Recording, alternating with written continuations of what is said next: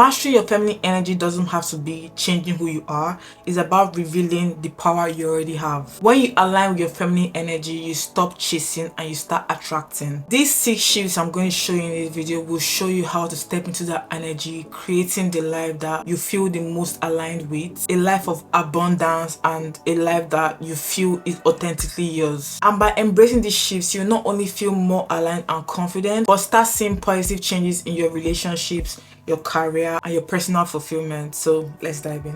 Hi my loves, welcome back to my channel and thank you for joining me in today's video. If you're new here, thank you for joining us. My name is Winnie and I'm happy to have you here. This is a channel for you and I'm sure you like it here, so why don't you subscribe?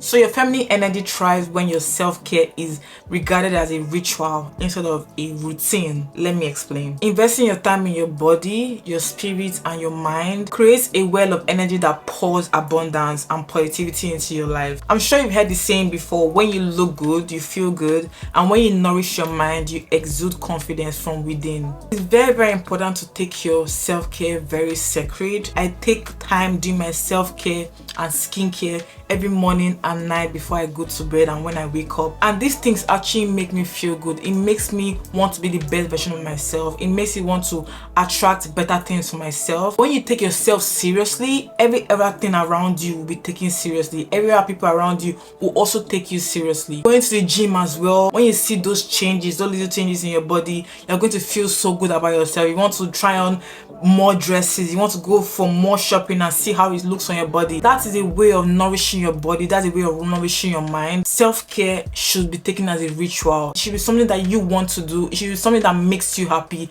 It should be something that makes you you. Self-care is an act of self-love, not just maintenance. No, it's not by doing it this month and then skipping next month and then not doing next month. No, when you take care of yourself, it shows. You feel good about yourself and people will notice that. By honoring yourself this way, you establish strong boundaries in the sense that when you look good, when you carry yourself with poise, with confidence, with elegance, people are not going to mess with you. They already know just by looking at you that you take yourself very seriously. When you look like you take care of yourself, when you look like you love yourself, people will respect you automatically. It's like a no-brainer. You establish this powerful aura. You have this form of centered energy where you are not really calling for attention, but people notice you and people are usually drawn to that energy. Just imagine, just think about one time you saw a woman that you absolutely admire. Can you think of why you admired her? I'm sure she looked amazing. I'm sure she smelled amazing. I'm sure she was soft. I'm sure she was respectful as well. And I'm sure that's why you were drawn to her without even knowing who she is personally. Since we've established self-care to be an act of self-love, it's time to extend that warmth to other people. When you radiate compassion and positivity, you don't only enrich your life, but you enrich the lives of other people, and it gives a space of creating great connections. That brings me to my next topic. When we think about feminine energy, it's often associated with kindness, compassion, empathy, softness. When you show genuine warmth and kindness to other people, you also attract like-minded people and fulfilling experiences. Even bitter people will warm up to you because your presence brings warmth. Just merely simple acts of kindness, empathy, active listening can transform your relationships and your environment a lot. But you must know the balance between showing kindness to other people and also prioritizing your own happiness. If you're not happy, you can't extend that love to other people. I'm going to give you examples of my workplace like I usually do because I meet a lot of people in this environment, and I have co-workers that tell me like, oh Winnie, I'm so happy you work here. You just give these positive vibes, you just give this warmth, I feel comfortable around you, and that makes me so happy because it's very intentional. No, I'm not trying to be a people pleaser. I definitely prioritize my self-love and my self-care and myself, but I want to be a person that shows warmth because the world is already chaotic. So I want to be the person that shows compassion, kindness, empathy, someone that feels reliable, someone that you can talk to and feel comfortable. And one of the reasons why I've become this person is because I've experienced talking to different types of people from different environments, and I've seen that even if we are all different, the world needs kindness, the world world needs people that are real. It's just a breath of fresh air. That's what people even tell me to at work. You're like a breath of fresh air. Like when I talk to you, I feel very comfortable. You're a very positive person. I never see you frown. I never see you crash out. Everything about my life has been so intentional. I'm intentional about myself. I'm intentional about the people around me. I'm intentional about my environment. I want love to be shown to me. I want kindness to be shown to me. I want compassion to be shown to me. I want to be treated with softness. And for me to get those things from other people, I have to be able to extend those things too. I'm a very, very self-aware person, and it's something I have been actively learning for the past couple years, to be more aware, to see things from different perspectives, to understand why people act the way they do. And a lot of things, a lot of these things, a lot of how people behave really stems from inside. Your energy has to thrive on balance and inner calm. If you're not at peace with yourself, there's no way you can really be in tune with your feminine energy. You have to be able to let go of things that are not serving you, so you can bring those positive sides out of you, and you can achieve that through mindfulness, like appreciating your environment, showing gratitude every single day. It's very, very easy to lose sight of the positive things around you because there's just so much going on. Recently, I've been intentionally waking up every morning, praying to God, and actually being grateful for my surroundings. I love myself.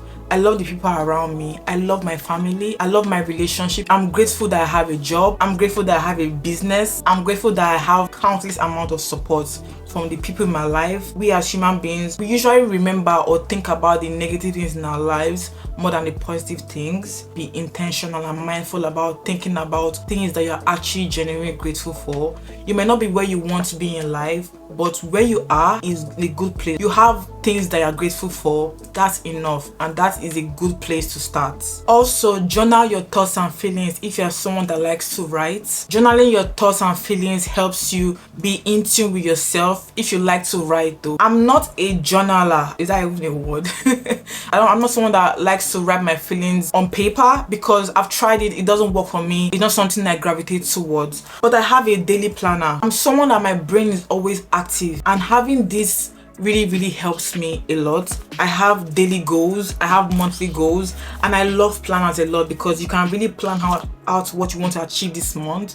You can plan what you want to achieve on a daily basis. The fact that my brain works on autopilot 24/7, writing down my goals for the day, my goals for the next month, for this month too, it really helped me stay grounded. So writing them down and actually canceling them when I'm done with that task gives me a sense of fulfillment. It makes me know that I'm actually going through the day the way I want and the way I planned it to be, and I'm making progress. So having a daily planner honestly genuinely saves my life. By the end of the month, I go through my goals of the month and actually see that, okay, I've achieved 100% of these things or 90% of these things. It makes me know that I'm actually pursuing my goals little by little. So look for what works for you, things that will make you want to do more for yourself, things that will make you get up on your feet, because having a planner makes me get up on my feet. Every single morning I open this and see what I have to do for the day, and at the end of the day, when I actually know that I've done everything I have to do for the day, I feel this sense of calm, this sense of peace. I feel good inside. I feel confident in my decisions. To-do list is a way to check yourself and also make sure you're accomplishing the goals that you set for yourself. If I'm feeling emotional about not accomplishing some goals, I tell myself it's okay and I'll do it tomorrow, and I'll prioritize that at the top of my list for tomorrow so that can be done, because that was yesterday's job. Now, as we are connecting deeper into our inner peace, it's time for personal growth. Constant learning and self-improvement are key to staying fulfilled and attracting new opportunities. Honestly, developing your feminine energy requires constant growth and learning. Life is all about growth, and one thing that is constant is change. I'm sure you were not the same person you were 2 years ago. We have to keep evolving, we have to keep growing, we have to keep learning to nourish our mind to be our absolute best selves. And to be your absolute best self, you have to keep seeking self-improvement. This creates a sense of fulfillment and abundant opportunities in every aspect of life. You have to invest in your personal growth, like reading. Learn new skills that would enhance your confidence and your competence. It can be going back to school, it can be going for a master, it can be learning a new skill, it can be learning a new business. Just constantly having to evolve yourself is going to put you in the best positions in life. You'll be able to attract more opportunities, you'll be able to attract more positive situations, you're going to be able to attract more positive relationships, you're going to love yourself more, you're going to be more confident in yourself, you're going to want to pour more into yourself. When you're trying to always improve yourself, you're only going to want more and more and more and better for yourself, and it's only going to get better from there. The power of curiosity and wanting to learn new experiences that are outside of your comfort zone is going to open you to a more fulfilling life. Like traveling, I want to travel so much, and traveling is something that I know that I'm going to have to do, because being able to experience new cultures, being able to experience new ways of life, being able to see other people from around the world has to bring me more inspiration. It's going to make me see the world as bigger than what I think it is, you know? And it's also going to show you parts about yourself that you didn't even know existed, because one thing about us as people, the self is so complex. You don't even know yourself to this point. Like till now, even though I'm trying to still grow myself and literally be intentional about my growth, I'm learning new things about myself, even things that I didn't know I liked or things I didn't know I disliked. It's very amazing what the self can be and the self can do. So embracing that is going to put you in the best possible way forward. I want to know what life has to offer. I want to experience life fully, because you only live once. Stop putting yourself in a box. Step out of that box. Align your intentions with your core desires. Be intentional about everything you do. If you want to be something, be mindful in doing it. Be mindful in your approach. Be mindful in your strategies. And then visualize that life you want in a grounded way. I'm going to give you an example. For me, I want the best life possible I can get for myself. I want to live a life of luxury. I want to live a life of peace. I want to live a life of serenity. I want to live a life of ease. So every day, I envision that life I want for myself. I align those desires with my actions. And because I want these things, I'm going to keep improving my skills. I'm going to improve what I already know. I'm going to learn new things. And I'm going to strive to put myself in that position where I can have that life of my dreams. It's not going to be a day's work. It's not going to be a week's work. It's probably not going to be a year's work. But aligning yourself in that path where you want to be in life puts you in the best position to accomplish that. Visualize your goals daily and feel connected to them. It's one thing to say, oh, I want to be this person in the future, and it's another thing to actually feel connected to be that person. Like a burst of inspiration that I strive for. Manifestation practices that I love. I have vision boards. Like, it's crazy how manifestation works. I cannot tell you how it works, but it works. When you actually have a vision board and put the things that you want in life or want to achieve next year, you're probably like cut up magazines and put them in a cardboard and then hang it on your room or something. When you see those things every single day, there's something that happens in your brain. Your mindset just knows that this is what I'm striving for, and consciously and unconsciously you will start aligning with the paths that will lead you to that point. Another point is to improve yourself to help you focus on what you want to attract in your life. If you want a very affluent person, you have to be an affluent person as well. Rich people are not looking for broke people. Rich people are not looking for poor people. We are not doing anything to improve your life. How do you expect to find someone in that caliber? You have to also improve yourself. You have to also improve your skills. You have to also take care of yourself. You have to put yourself in situations where you find people like that. You can't say you want this and be doing the opposite. It doesn't work that way. My point is, if you want to put yourself in the best side of what life can give you, you also have to keep improving yourself in as much ways as possible so you can align yourself with the best of what you want for yourself.